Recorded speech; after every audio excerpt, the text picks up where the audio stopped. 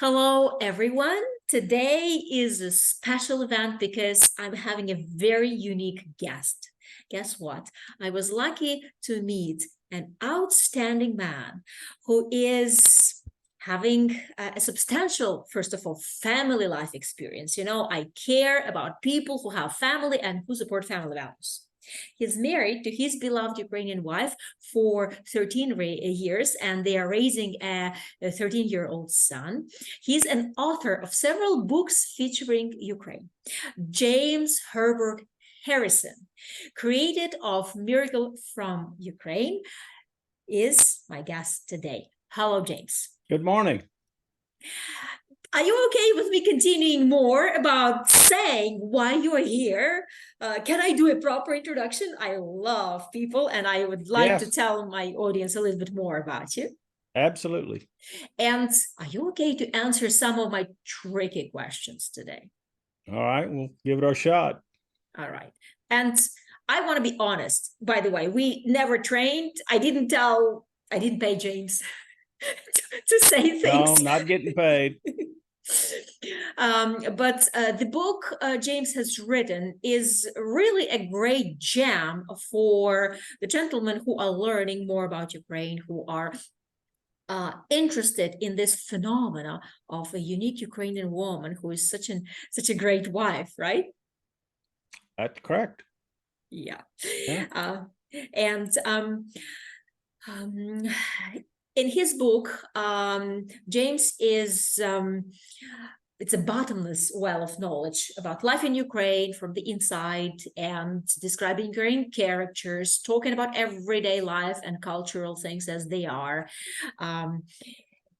Actually, James is the best person to give expanded answers to men who are my clients, and those who want to be my clients, and those who do not become my clients because they have so many questions and they are so scared, they are lacking knowledge, and they have so many objections in their heads that they think a Ukrainian lady is not for them. But this isn't true. So get your popcorn and get ready to receive an honest and direct opinion and a lot of answers on many things you want, maybe you don't want to know about Ukrainian women. So I'm going to start from my questions. Are you okay, James? We're ready. Cool. So in the first place, James, why you were looking for a Ukrainian wife? And what is so valuable about Ukrainian women that drew you so far away in search of a happy family life? Well, I think here in the West, we've sort of undergone a cultural change. And a lot of us, I grew up in the 1960s, 1970s.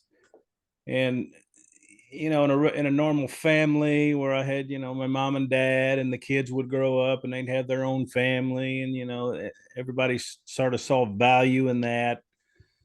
And we went through this change in our country, where a lot of the ladies went into the workforce, and just the whole vision of what a family is like changed. So my older son's mother, me and her divorced in 2001, and after 15 years, and I kind of drifted for a little while. And at that point, I was almost 50 years old. Didn't think I'd really ever need to get married again. But like everybody else, got a little lonesome, and dated a lot of American women, probably 20, 30 of them. And just could not connect with them, just for various reasons. And it just so happened when I lived and worked in California, my insurance agent had a Ukrainian wife. And I just was always became good friends with them and was very struck with her. And so I, got on the internet, got to playing around, and started doing these, pay by letter things with the Russian and the Ukrainian gals, and wasted a lot of money doing that, but kind of got intrigued by it. And but it seemed like I found in my studies that culturally the Ukrainians were 30 years behind us, where the women still value that nuclear family in a way that they don't over here anymore. So a lot of us, especially in my generation, we kind of got caught out where, we want that in our lives and we can't find it here. Can't find it in the West. And you can find it there. And plus the women are really attractive and all that stuff. So yeah, that's kind of how it started.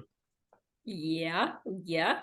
You were lucky because 16 years ago, those paper letter things were still working, unlike it's now. It's a total disaster. And it's probably part of the answer on the question, second question about the risks while searching for Ukrainian wife.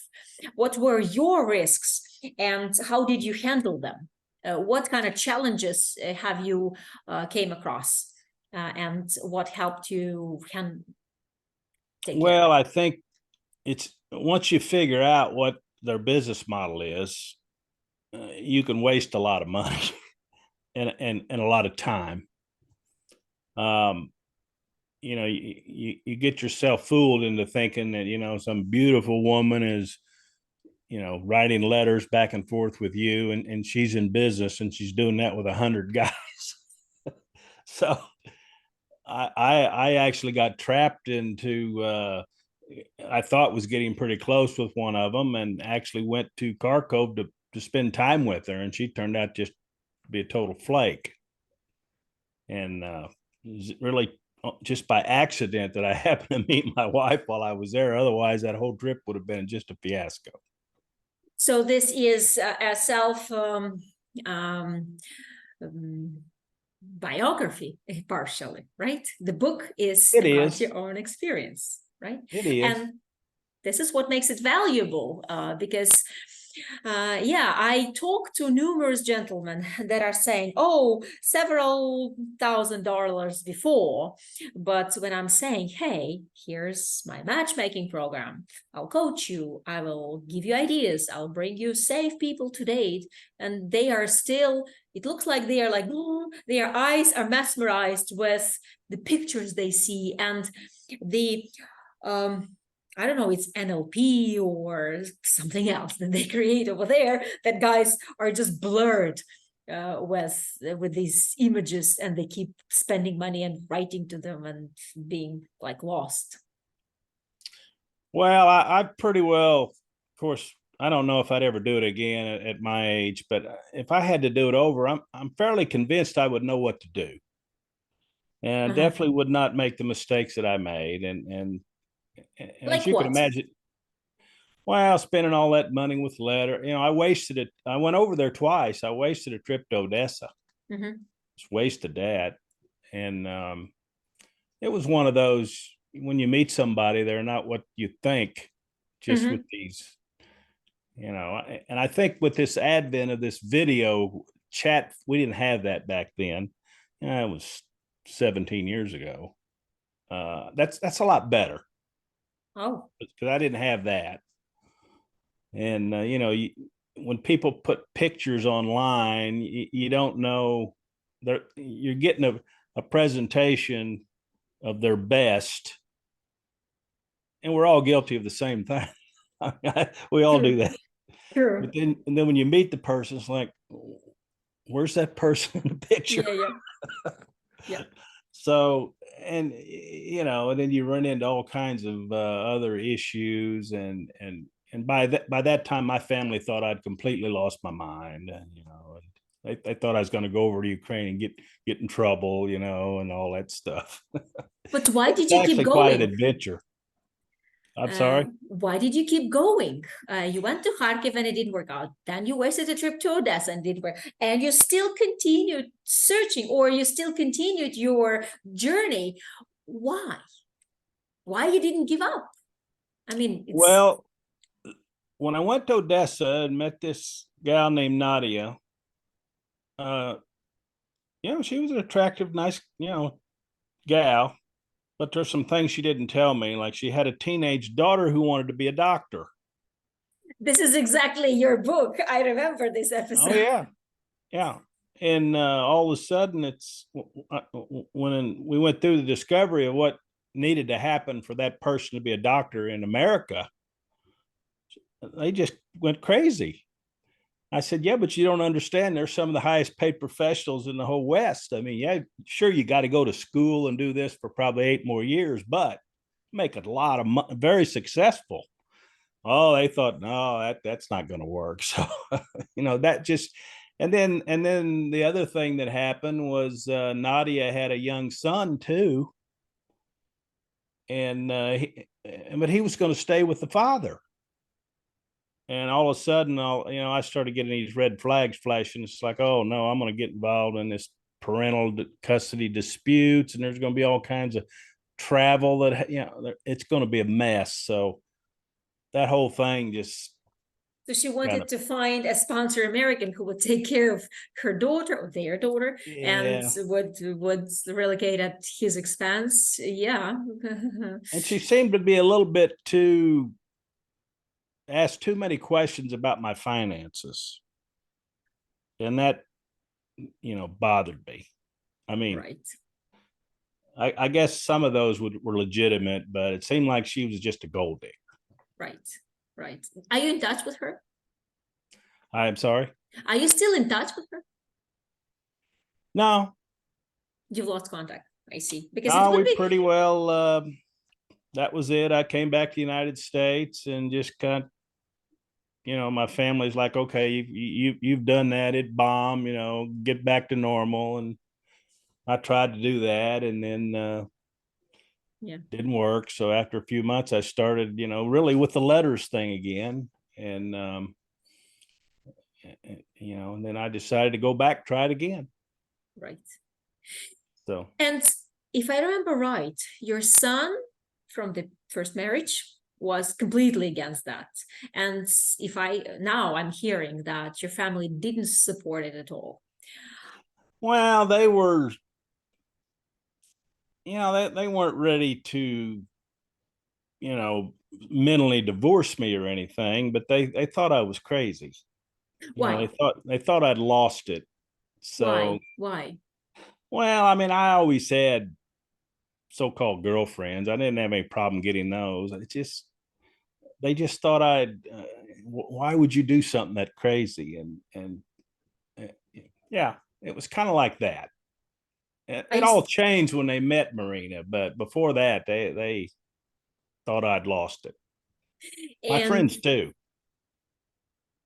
I hear it all the time when my clients, my current and past clients are talking about meeting a wife in Ukraine. When I'm interviewing them, they say the same, so that they are not telling their family. They will see what's going on. What would you advise now to gentlemen who are communicating with their families or not communicating with their families while searching for a partner who is from Ukraine?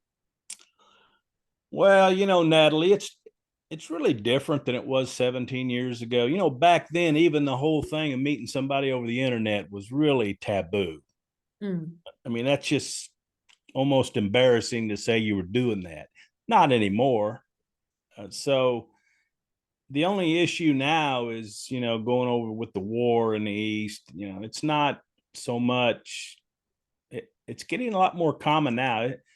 I wouldn't hesitate to do it again, and I mean, I'd definitely do it again. Oh, So, but I think it's because just the technology and the times have changed. And again, 17, 20 years ago, when I started this internet, it's like nobody looking. I'm on the internet, I'm going to right, meet somebody for right. now. That's pretty much the way people do things. Correct. And I recommend my current clients to introduce them to their current girlfriend if relationship seems right. So they do Zoom calls like this. They do videos and videos through Viber, WhatsApp, or other apps, and then they develop it further. But yeah, you're saying 17 years ago that was a different story. Yeah. It was. It was Yeah. kind of evolving, but it was still in its infancy. Now some of my clients are even having a dinner with him on the phone, on a video call, and the whole her entire family is having a dinner, or his entire family is having it, and Yeah. she's with them. So something like this, and it's a meeting. And Yeah. people are talking like this, which is fun, you know. Yeah, the Yeah. technology is giving us lots of opportunities. So The now world's let getting smaller. Yep. So now going to your meeting, Marina. Um, of course, I don't want to spoil the book, so I want the guys to read it. You can see links to Herbert's book in this video description. So please follow the link, get it on Amazon, and enjoy reading. You have audio. Do you have an audio version already, or Audio books on there. yeah? Audible is what they call it. Yep. So you've got Audible, Readable, anything. And Ebook, paperback, Audible. Yeah. cool, cool. Everything but the So, movie. well, I think they can take both of your books and make a movie. Why not? Oh, I think it would make a heck of a movie, but I'm prejudiced. Oh, well, so long story short, when you met Marina, and we will omit this meeting so people can read more about it, how did you know that it was her? What made you Well, tick? I don't, I was struck by her when we first met. And with me, and I think a lot of people are like that, something's got to click when you meet somebody. And if you find yourself talking your way into liking them, it's why am I having to talk my way into liking this person? And it wasn't like that with her. I mean, and you know, she was 27 years old. She's a beautiful woman. And I was kind of struck by it, but I was kind of starstruck, I guess you'd say. And then our personalities just meshed. So the other gals that I'd met and all the American gals I'd met, I had to talk my way. I had to try to convince myself that I liked them. And why am I having to do that? And some of them were probably the same about me. It's like something had to click. If something doesn't click with me, I can just put it off. I mean, there's got to be somebody out there I'll click with. So we just clicked. Oh, but look, you are coming from a totally different continent. Yes, your ancestors are obviously Europeans. They moved like, I don't know how many years ago, but I see it all the time with my couples because I look at a picture of a guy, I look at a picture of a girl, it's like, oh, they might have something in common.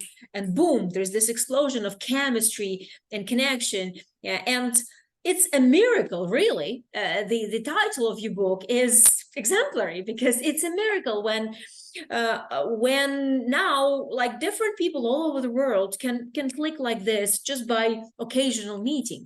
And since you mentioned, I can hear a quite extensive age difference between you and your wife. Were you looking for a wife this young? How did it No, happen? absolutely not. In fact, they had to talk me into meeting her, and they had to talk her into meeting me. that was kind of what was so bizarre about it. Oh, Um, she more or less agreed to meet me just to do, the agent in Kharkov is a person like you to do. She thought she was doing them a favor.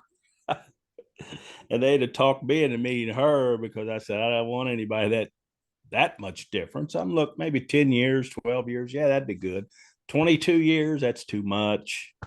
And they just kind of like twisted my arm to meet her, and same on both sides. cool. And thank you for saying this because I hear myself quite often like twisting arms of my clients saying, hey, come and meet her. I'm telling you, you're going to have fun. All you need is like 30 minutes of your time to do a video call. But I know she's a good girl or I know he's a good guy. And like, okay, but half of those meetings turn out well. It was like that. It really was. It was so when I was in that little office and they put almost like this catalog in front of me, and I'm looking at all these gals, and I just like passed right over my wife's deal. Just Mm-hmm. not interested. And then all of a sudden, I think her name was Natasha. She gets up from around her desk and comes storming over there, grabs the book and turns it back. What's wrong with this girl? Well, she's too young for me. And in fact, I remember her writing me a letter, and I didn't even reply to it because she was so much younger than me. But yeah, I said, you getting some kind of extra commission for set? What's the deal here? Oh yeah, you Americans will always think about extra commission. Yeah, yeah. Jokingly, but seriously. Um, I remember those days when we had catalogs and flipping the book and I was printing pictures, but wow. Yeah, you bring me some good memories. Yeah. Yeah. And now, when you met, started your relationship, were there any cultural differences that you had to bypass at the beginning of your relations and later? What things were difficult to handle? Like maybe you can name them. And um, how did your Ukrainian wife adapt to your culture? How was it? Well, you've always got the language thing. Um, and that was, we had to communicate on a laptop using translation software at first, and that's how I proposed marriage to her. That's how she accepted. So that was kind of bizarre, but you've got that. And then getting used to, when you travel into foreign countries, generally you get used to how they do things differently. And to me, it was very interesting. But one example is over in Ukraine, they don't leave tips at restaurants. No, they do, but okay. Well, they didn't back then. So we go out to dinner the first time, and I take her family out to dinner, and I thought her dad was just going to go through the ceiling because I give extra money on the bill, and just thought, you don't do that. I mean, that was just crazy. Like, he's telling my wife, he's lost his mind. He's crazy. He's too good, too generous. So that was one thing. And then I noticed in Ukraine, and it was probably more with the older generation, there was a kind of a fear factor there, like they were afraid of things that we don't have here in the West, at least not yet. And I think a lot of that was maybe, living in the old Soviet days. So you had that, and most of them didn't really have a whole lot of money to spend. So even going out to dinner or something, they thought that was just a waste of money. I mean, no way we're going to do that. So, and then as an American, you got to get used to the cooking. And pray tell, you better better get a liking to a Ukrainian woman's cooking, because she's proud of it. And you got to get, they do a lot of stuff in their cooking that we're not used to. They do a lot of beets and a lot of cabbage stuff, and and all that. So you got to get used to that. So And what's your favorite borscht, green or red? I don't know. Yeah, probably red. I mean, yeah. Yeah. But it's the other way too. I mean, because my wife gets over here, and the first time I cook her a steak on the grill, I mean, she's just overwhelmed by that. It's like, oh wow, where's this been? And I mean, the only thing we have in America that's original are hamburgers. I mean, everything else is kind of international. We've got all this stuff. So a lot of the cultural things are to me were very, very interesting to bring, especially to bring her over here to the West and just show her things and have her experience things. So Uh, what was she not accepting, or what was the biggest challenge for Marina? And what things were like shocking to her? How did she adapt to her new life? Because obviously she could have been missing home, she was away from her family, How did you handle that? Well, when she first got here, the first 2 or 3 days, I didn't think she was going to make it because it was such a culture shock for her that nobody spoke her language. Mm-hmm. And I literally, and she'd be on the phone with her mother, and I'd have to go to work and leave her home, and I after about 2 days, I mean, I was kind of heartbroken over it, but I didn't, I just thought she's going to tell me I want to go home. My own mother was very helpful at, go over there, pick her up, take her out, have her meet the other, she was really good like that. So, and then Marina just kind of put her mind to it that she's going to learn English. And she dove into that and studied real hard and pretty short order could speak, good enough English. She still don't think she speaks very good English, but she speaks fine. Good. I mean, none of us speak that good English. Did you find that helpful that she didn't speak good English? Because sometimes, you come and you ramble and you like, hardworking day or something, and it's good that she doesn't understand. Maybe a little bit of that. I've always tried to tell her that her accent and so forth is an advantage because people warm up to you. Oh. They warm up to those women when they get over here. They're interested. Oh. As soon as they hear that accent, they know you're, that's foreign, and they warm up to you. So, and then the other thing she found, there's a ton of people like her already here. Mm-hmm. I mean, we live in the Kansas City, Missouri area, and there's thousands, I guess, of ethnic Ukrainian Russian people here. So she's got a huge, cartel of friends that, do their stuff. And she's got much bigger social life than I do. Are you part of that social life? Some, Do you go because to Ukrainian lot of them, church? because a lot of them have American husbands that are, Right. have, you know, not all of them, but a lot of them are similar to us. Mm-hmm. And some of my clients used to throw big parties together, having many people, like 50 people in the house, Oh yeah. gatherings, and so on. So yeah, that's that's how we live. From time to time, we would have this kind of big events. Well, and that's another thing that really sort of endeared me to her was it reminded me when I was a kid of those family feast and friends feast because my lineage goes back to Czechoslovakia and Bavaria, that kind of stuff, and it's kind of similar. Yep. And the way they look at that stuff and have people over, and you definitely got to have a big feed and make sure nobody goes away without and drinks and toast, and not to the degree they do over there, but I mean they're big on their toast.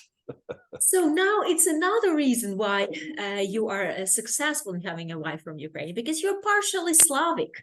That Slovakia, Czech Republic, it all was like merged with Ukraine those many years ago. So you are our type of a guy. This is what I'm telling my clients. Check your genetic code, or how you call it.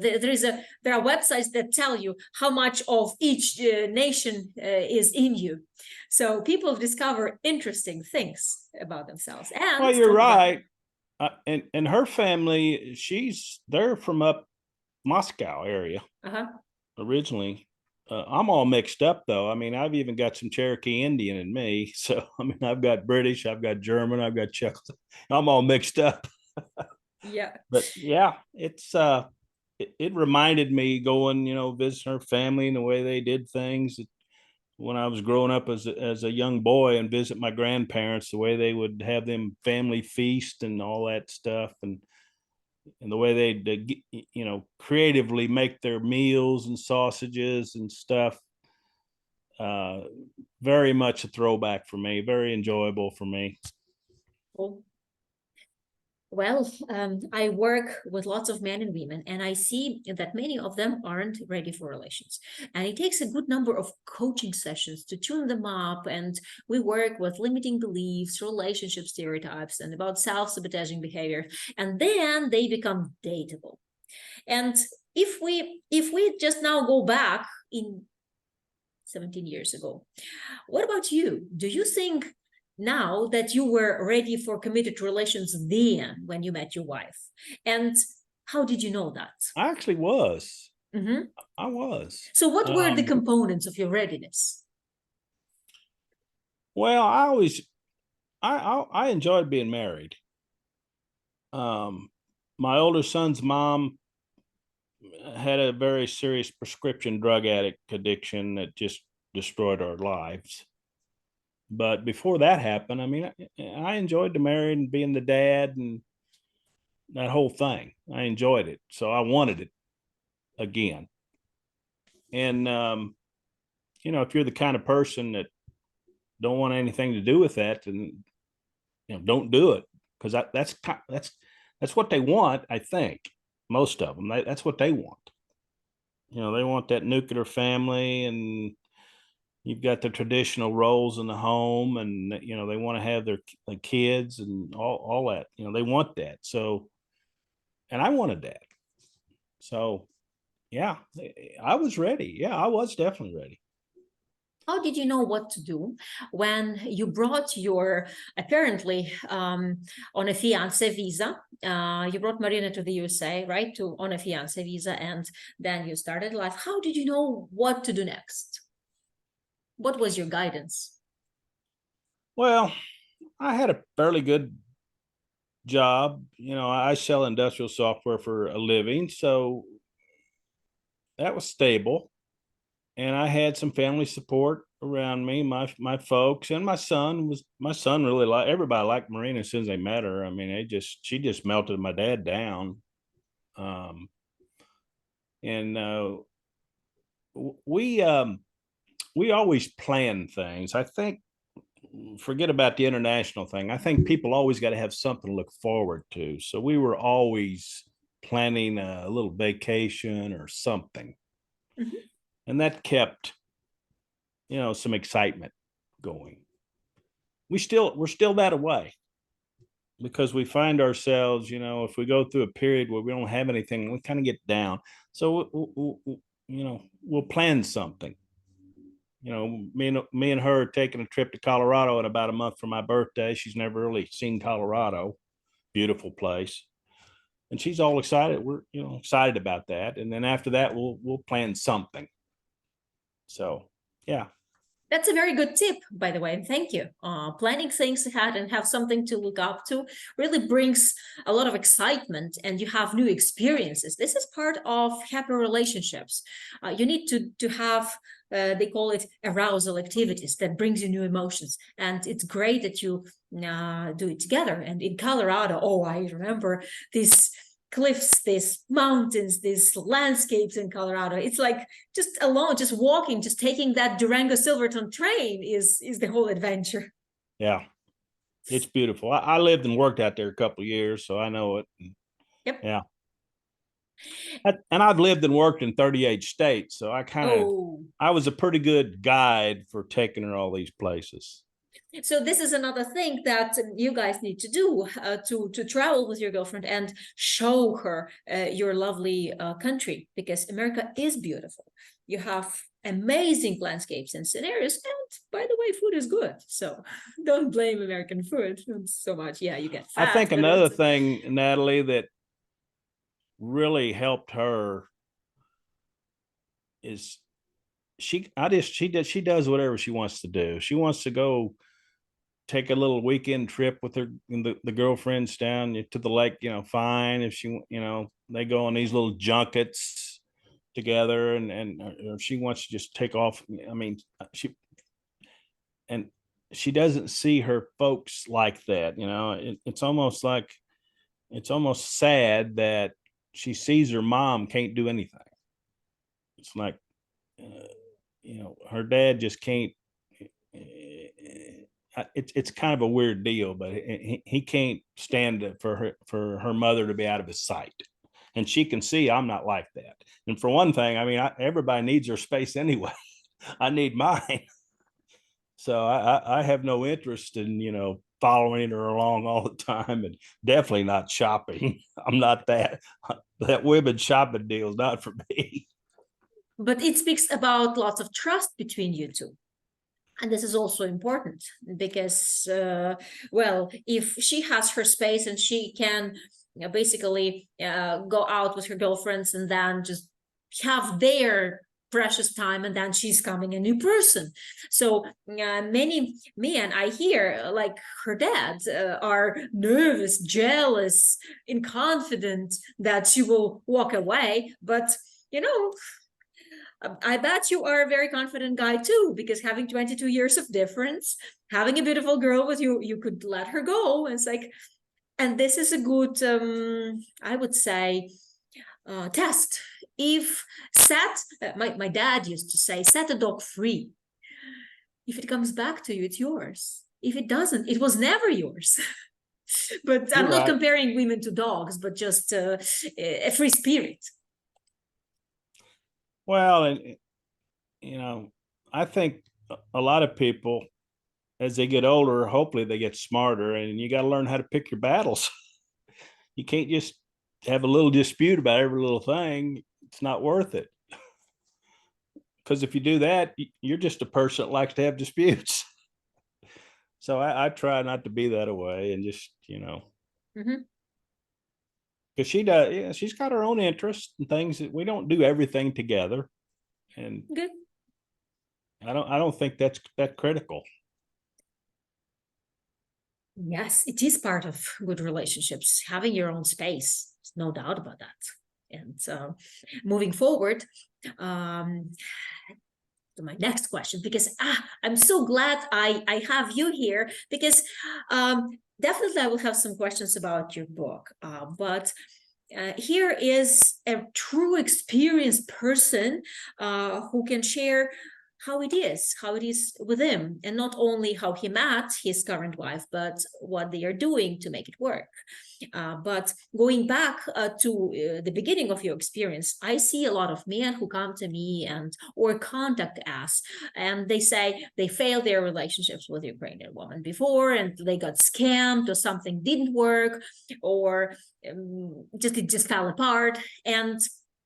And you have episodes in your book, and you just mentioned that you you turned out to have like a whole Santa Barbara circumstances with a son and a daughter and so on. And usually these men, having burned, they say, oh, I will pay you money and you will make dates for me, but things will not work out anyway. So my question is, what would you say to those guys? Do they have a chance, and how can things actually work for them?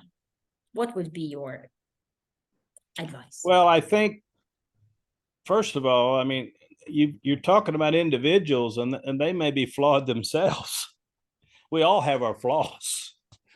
So if I was to do this over, I'm convinced that if I had to do this again, I would be successful. But I wouldn't waste time with all these letters and all this stuff.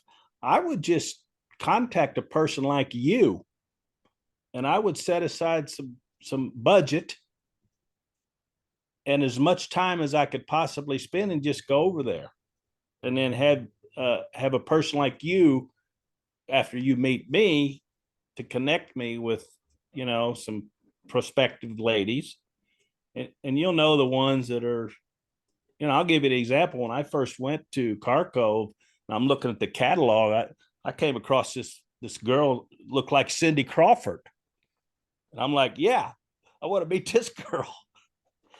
And Natasha said, well, William, James, are you a rich man? And I said, well, no, I wouldn't say that. I do pretty good in my profession, but I'm not somebody in my country that would be considered a rich man.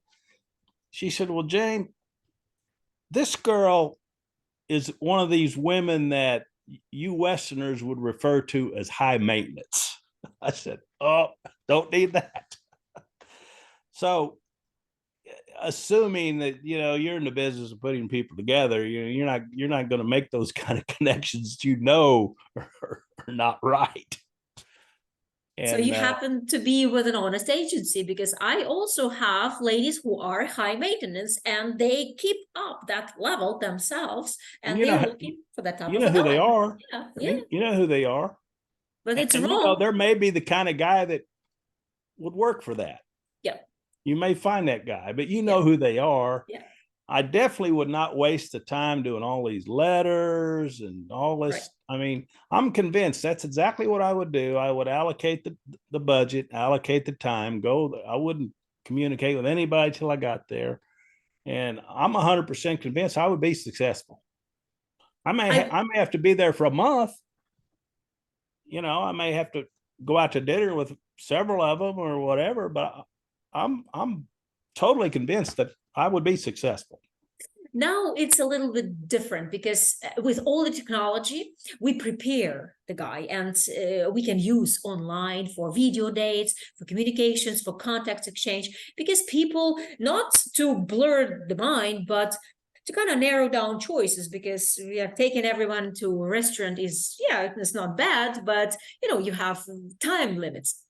So, so now if a guy comes to Ukraine, it will be complicated, because now many women are spread out all over Europe and somewhere, and he can be coming to Europe, and then with prior communication to Svetlana, Olga, Tatiana, probably, and then either meeting one of them or going to different cities and just have initial introduction and saying, oh wow, this works, or this works but that works better, and then understanding, because that's a safe way to do it. Yes, but I agree. This video thing is shortcutted the process. We didn't have that then.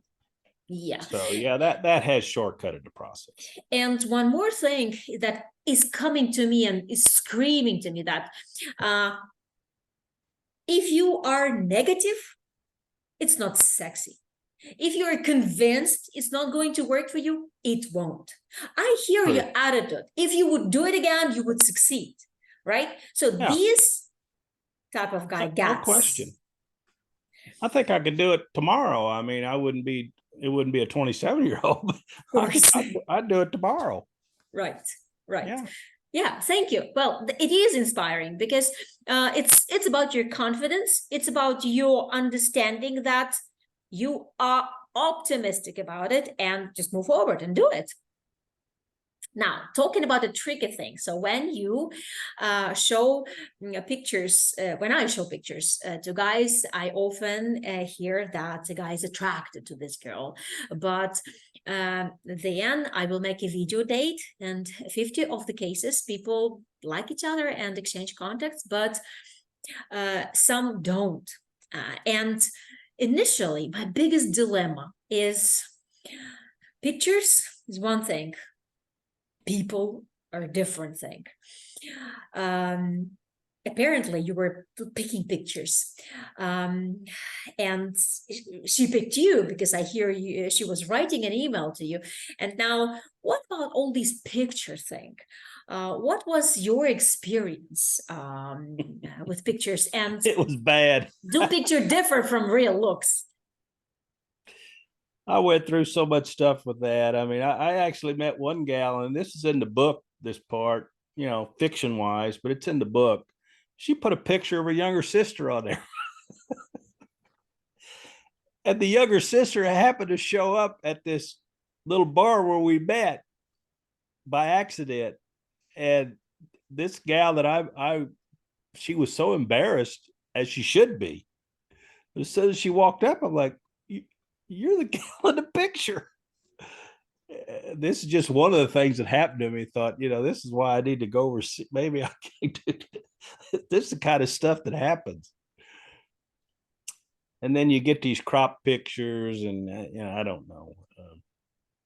So when I'm telling a guy, like, forget the pictures, trust me, meet the girl, that works better, and those dates succeed, and those dates actually work out and have a chance.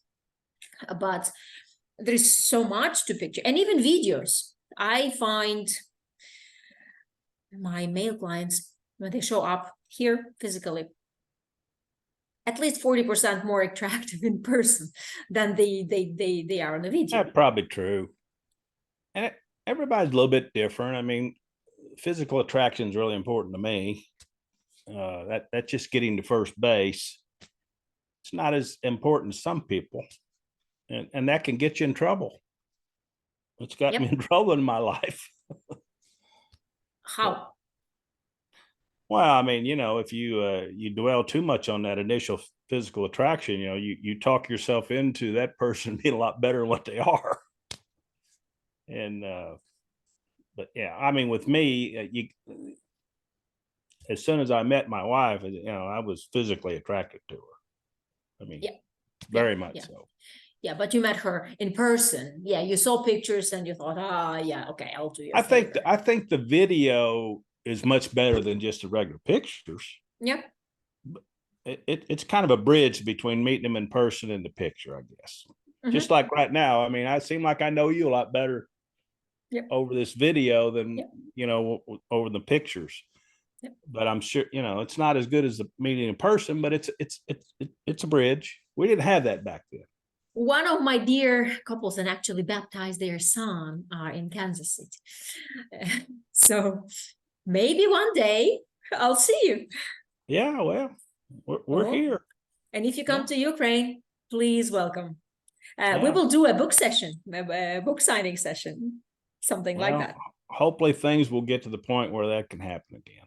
Yes, it will. Yes, we are convinced, but we don't give up, and it's just a matter of time. And our American friends are really helpful, so we believe. But I think I would do. Get back to our earlier conversation. I would travel to, I don't know, Munich or Italy or something. I'd do that to meet a gal from Ukraine. I'd do that. I mean, it's kind of not a whole lot of difference. Talking of travel, I'd do it. Now, before the war, how often did you travel to Ukraine with your wife? I did it twice. Twice a year? No, I did it twice total. In 13 years of marriage, you traveled only twice? And what about her parents? Are they in America now, or are they? They're in America now. Ah, I see. So that was there was two conditions that I had to agree to in our relationship that came out very early. One of them is she wanted to have a child, which at my age is something I didn't have to do, but I said, I'm okay with it. How would I stop it? And that was one. And then I had to agree that every summer for about a month, she would get to go visit her folks in Ukraine. So I had those two things I'd agree. So 3 years later, we had our son, and she would take him to go visit when he was a baby. And things started, right there before Putin went into Crimea. Things were starting to get ugly over there on the eastern part of the country. So we had a conversation. I think this was in about 2015 or I don't know, somewhere like that. Stephen was 4 or 5. I said, Marina, you're an adult woman. You can go over there and visit if you want, but Stephen's not going. Because if something bad would happen over there, I couldn't do anything about it. And he's just not going. I mean, so the compromise there was we had to move the folks over here, which we did.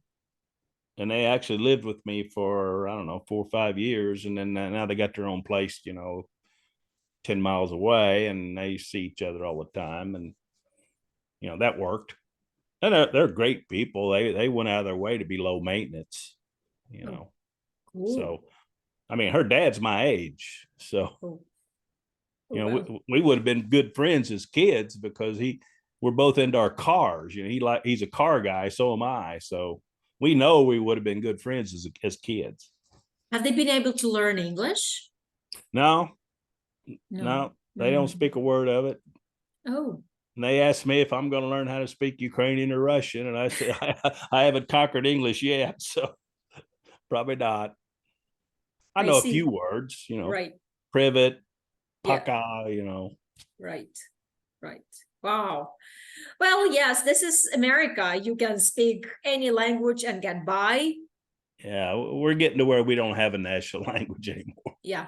Yeah. Yeah. Well, which is cool. But wow, this is cool that you have your in-laws not far from you. And I bet you have this babushka thing when her mom is such a babysitter or caregiver for your son. Is she? Yeah, they're very close. And yeah, anytime that we want to just do something or yeah, that all works. They're extremely cooperative. And of course, we do a lot for them too, naturally. Yeah. And but Yep. yeah, Yep. it works. I got my sister-in-law and her nephew over here. They escaped from that war and came over here last year too. They're here too. So we got Cool. all of them over here. So now you have your Ukrainian family around you. So you That's don't have right. to travel anywhere. So I No, understand. Do I understand it right that every summer she was traveling to see her family until you moved them to America? correct.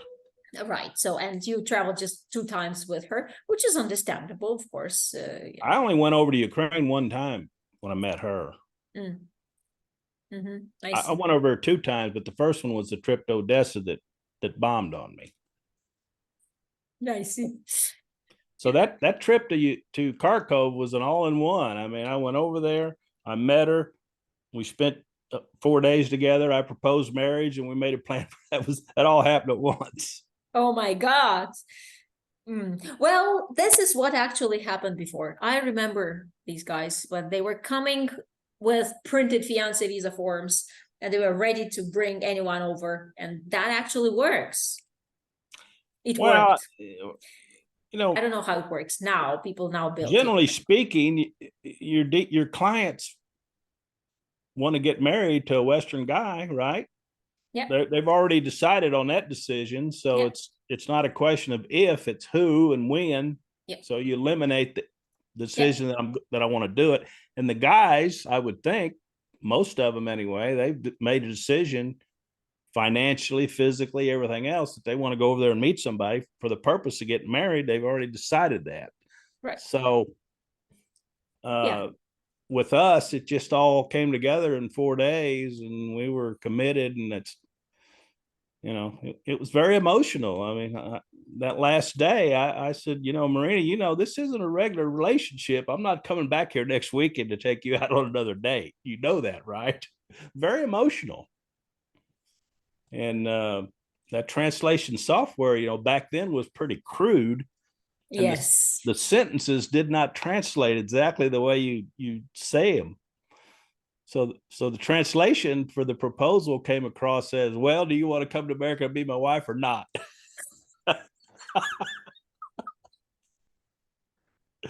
That's the way it came across. And I was really nervous. I thought, I don't know what I'm going to do if she says no. I mean, this is going to be a Right. disaster. Right. Right.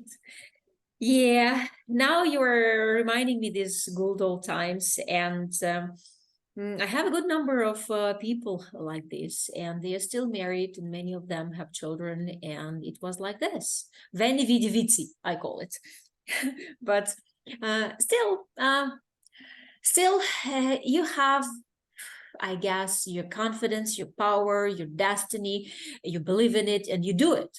That's the way. And there is no recipe or guarantee that certain relationship will work out or won't work out. Like, look at you.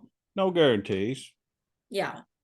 When If you've been you're, married for 16 years, we've had our battles that happen over time that we had to overcome.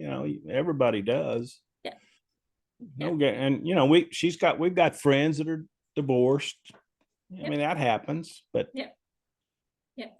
my first wife was practically the girl next door, lived 2 houses from us. And when my family started giving me a hard time about, you going to go clear over to, I said, well, my first wife was the girl next door. That didn't work out. So I mean, there's no guarantees. Exactly. So Now going back to the search, right? And you partially answered this question already, but meeting girls on the streets and social networks basically is the same, or coming to a professional matchmaker. And now you've said you would, if you were single and searching, so you would come and work with a professional. And just to summarize it all, what would it give you? well, it's probably the correct answer is what would I avoid? Aha. I wasted so much time, and when you engage in this online back and forth, especially for spending the money for it, you don't really know if it's a con or not.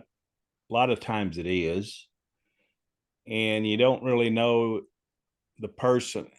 Some of it was really offensive. You know, they'd have form letters, and they'd even get your name wrong. You know, Yep. dear Bob. Still the same. Yeah. So I mean, all that was just really to avoid all of that, and that was just part of the learning process. I just know now, based on my experience, that if I was to do this over, I know I would succeed, but I would reach out to somebody like you and make arrangements. So this is what I want to do. Give me an idea how much budget I need and how long you think I need to be there. And probably ought to plan on, see, I only had about a week and a half, and that wasn't enough. Mm-hmm. I would try to do at least 2 weeks and as much as a month if I could. I couldn't at the time, but and put my faith in somebody like you that, you're going to do the right thing for me. And, I mean, you're accountable to your clients too. I mean, Yep. you don't want to fix them up with somebody who's a criminal or a crook No, or a no, doesn't work. Yeah. wife beater or whatever. You're not going to do that. So, and your clients, the ones that are going to be high maintenance or, Correct. and that's what Correct. I would do. And I would tell that to anybody. That'll work if you're a halfway regular person. Yeah. If you weigh 500 pounds and don't have a tooth in your head, it probably won't work. And if if you're a really mean person, fly off the handle every little thing, probably won't work. But if you're kind of a regular person, that'll work. Yeah. Because I don't know how many clients you've got, but what do you probably got, I don't know how many you got, but when I went over there, I had 200 of them. Yeah. So you're going to find somebody you like. Yeah. If you don't find somebody out of 200, then and trust me, they were thinking I was very hard to please. Because everybody's personal about it, and there's a certain number of people you like. There is a certain age now in the catalog, and it's not only women on. Well, these are not women on the streets. We don't have too many. Actually, we don't have girls who are shop assistants or like simple girls, because this isn't in their thinking of like moving abroad, because it's too big of a challenge for them. We represent accomplished, attractive, family-oriented, good women that have jobs, have good education. They are thinking out of the box, and they are looking for a guy of similar life values and relationship goals. So it's about a lot of things in common. And often women gave me some feedbacks of the guys they dated. It's like, oh, I'm more educated than him. I say, well, in Ukraine, I bet you are. With your 3 university degrees, it's like, no wonder. Look deeper into things. And yeah, then. I think to a certain degree, Natalia, that the women that'll do that are a little bit risk takers. Oh, yes. And mental. And it really, a lot of the people that came to America, that formed America, are those kind of people. They were from split families, that the fearful ones wouldn't do it. Ones that were willing to step out of the box and they kind of a little bit adventurous, they're the ones that'll do it. And I found that about my wife. I mean, she's a very adventurous person, very creative person. Which I find that very attractive. Oh, She keeps yeah. me Oh yeah. keeps me Oh going. yeah. Oh yeah. Oh yeah. Keeps me from getting too lazy. Good. Now,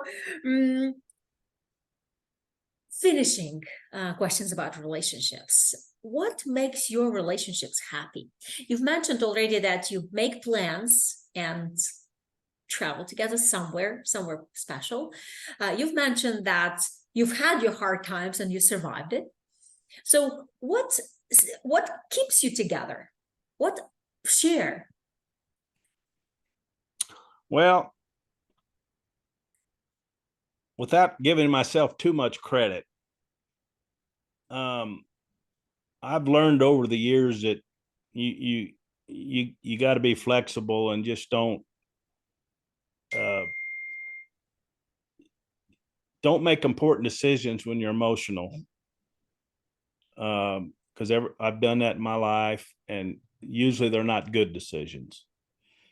So when we get in a really heated dispute, sometimes, and you say ugly things, I just keep my mouth shut and walk away. She gets annoyed, like, you don't want to talk to me. But then after that's over, she's like, "You're so smart," because we'll sit there with this vitriol back and forth. And the guy I used to work for actually gave me that tip. I try to learn. So I don't make important decisions when you're emotional, because you're going to have emotional times.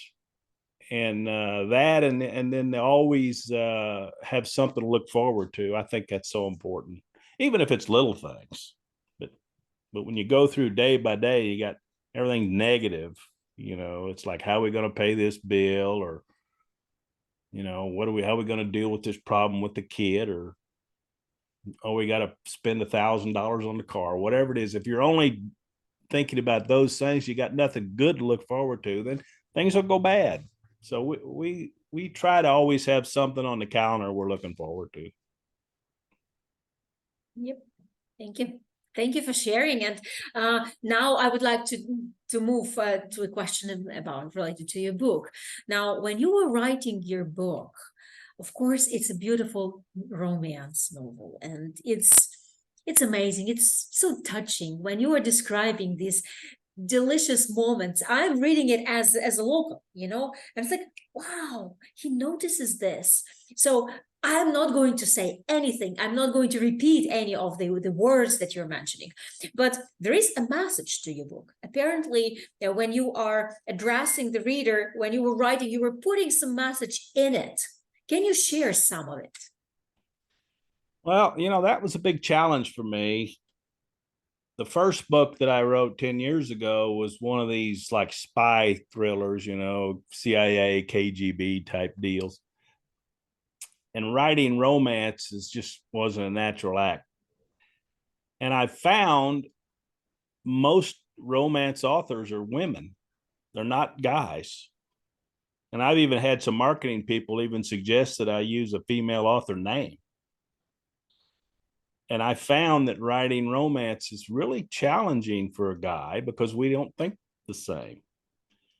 And I really had to work at it, but as I worked at it, I kind of enjoyed it. My newest book I'm working on has got a lot of that in it. And I'm kind of surprised at myself. But yeah, because the story was, the whole saga is very emotional. Oh, yeah. That whole thing that I went through, she went through, we went through, a lot of very emotional moments. So are you saying that it is, now I can see that it's also good to give as a gift to a guy's mother, understanding, or father, what it is like, this story and other stories similar to yours are really like opening the shield behind the stereotypical thinking that it's third world country. People are like want to take advantage of you. This is like this, they are like stigmatizing so many things. Well, the book in general is more what's the right word? Female oriented. Uh-huh. It's I mean, me and my wife, we don't like the same movies. I'm more of an action. She's more Hallmark. That. So that book is more,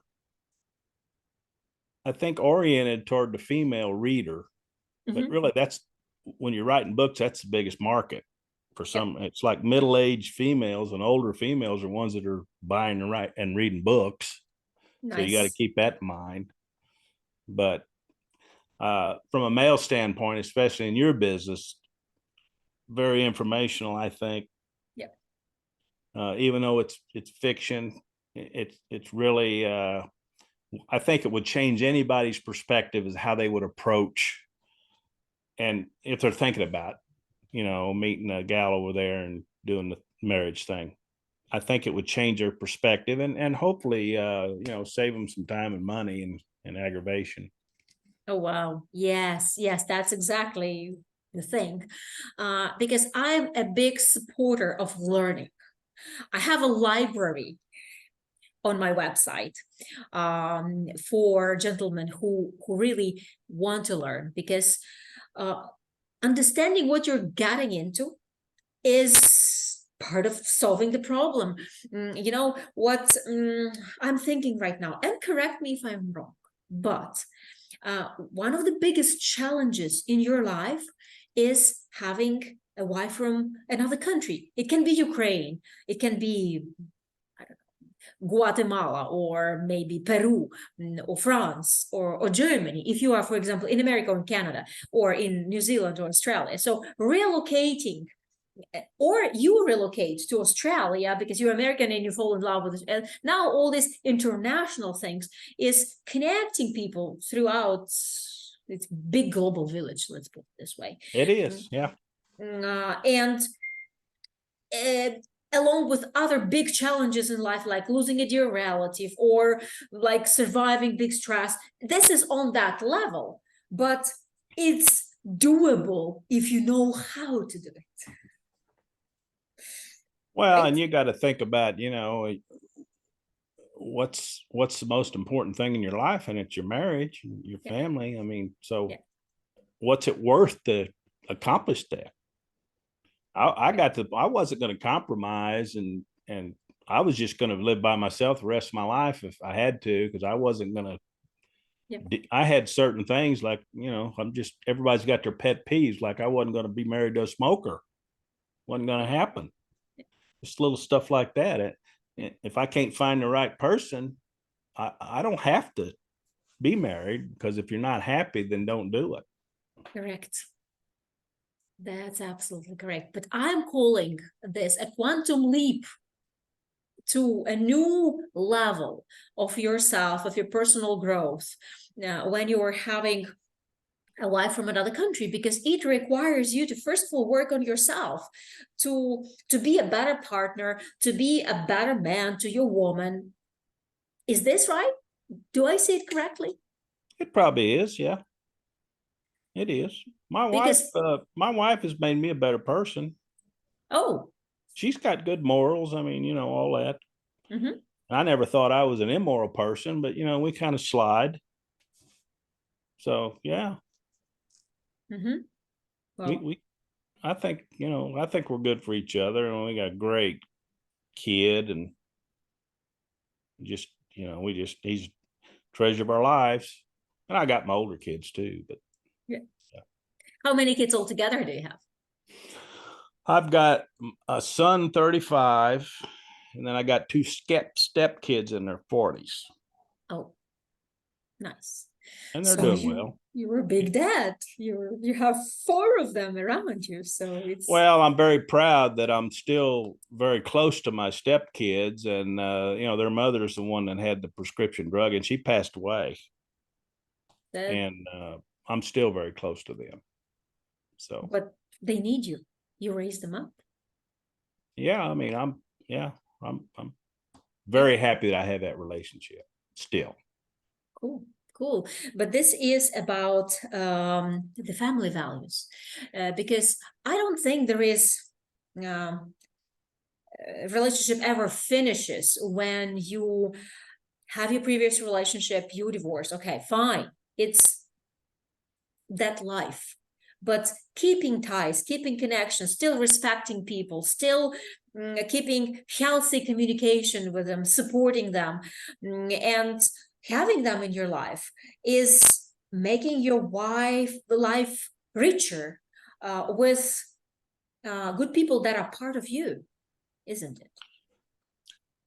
I was pretty nervous about my stepkids reading that book because a lot of the bad stuff in that book is about their mother, and they loved it because none of it was news to them, and they enjoyed some of the comedy in the book.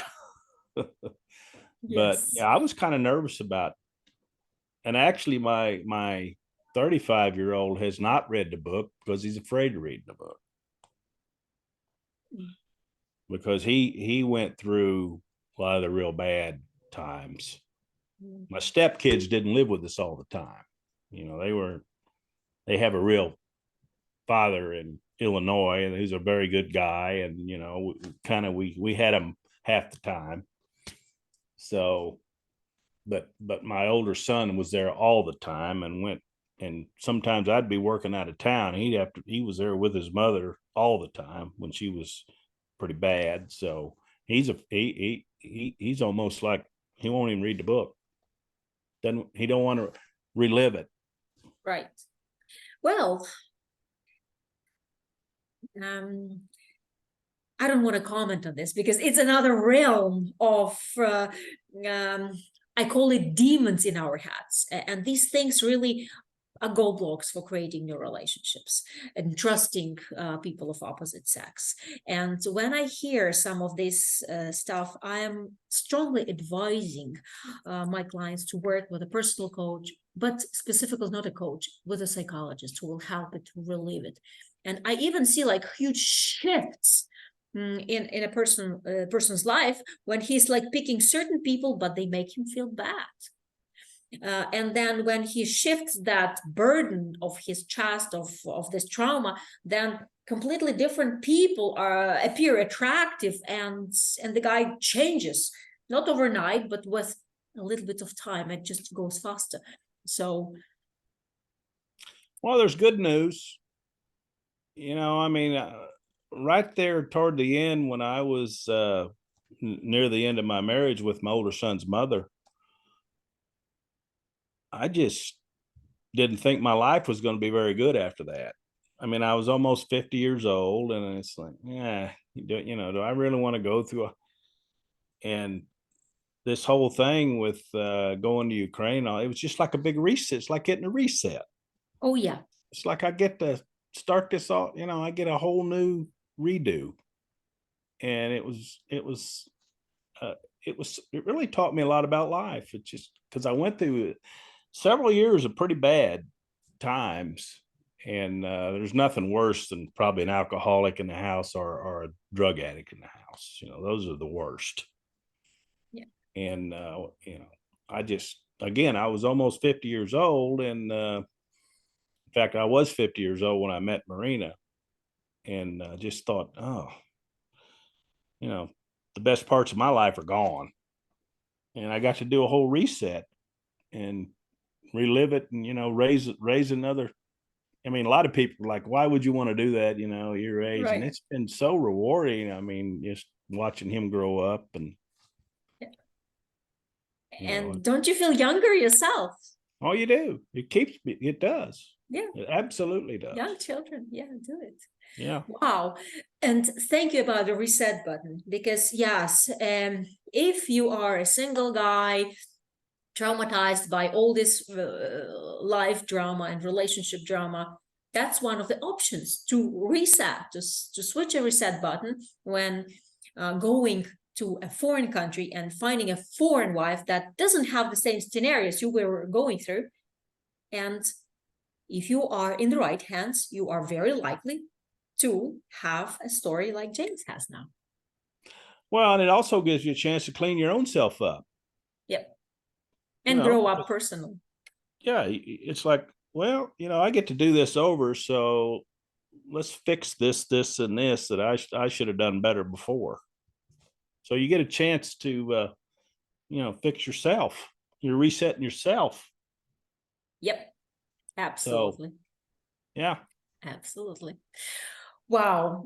It's been more than an hour that we are talking about life, relationship, family, relocation, a change of the whole life scenario, reset button. And I'm so grateful that you have found this hour of your time to and let me pick up your brain a little bit here and there and make this inspirational video to support other men who are single and searching, who don't believe that happiness is possible anymore because of all this past they've had. So now your story inspires me. And I'm sure the guys who will watch this video will definitely want to read the book. Please, guys, go to the video description, follow the links to the James's book, and read it. You're gonna have a great, lovely story. Check out the reviews and please leave me one. Yes. They're good. They're good. And thank you, James. Thank you All right. for this video. We'll talk next time. Yep. Thanks. Bye-bye.